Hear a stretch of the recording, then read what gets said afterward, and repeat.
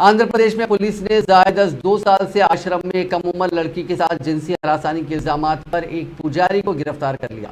63 साल स्वामी पूर्णानंद को 15 साल यतीम लड़की की उसकी शिकायत के बाद कल निस्फ शब के करीब गिरफ्तार किया गया। मुलजिम उसे अपने आश्रम में महरूस रखते हुए जिनसी हरासानी का शिकार बनाया करता था।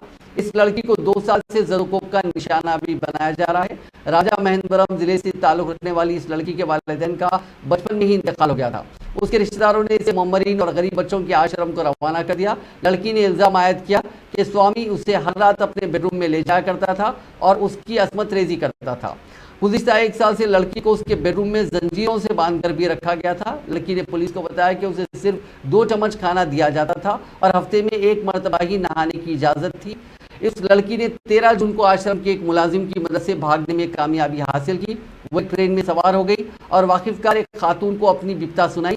जब उस खातून ने लड़की को जिले कृष्णा के एक अस्पताल में शरीक करवाने की कोशिश की, उस वक्त इंतजामिया ने पुलिस से मकतूब लाने के लिए कहा।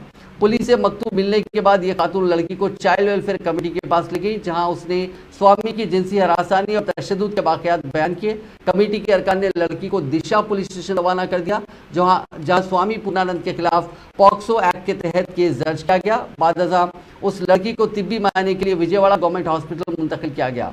इस ताल्लुक से मुलजिम ने इल्जाम आयद किया कि चंद अफराद आश्रम की जमीन पर कब्जा करने की कोशिश कर रहे हैं और उसके खिलाफ इल्जामात उसी साजिश का हिस्सा है।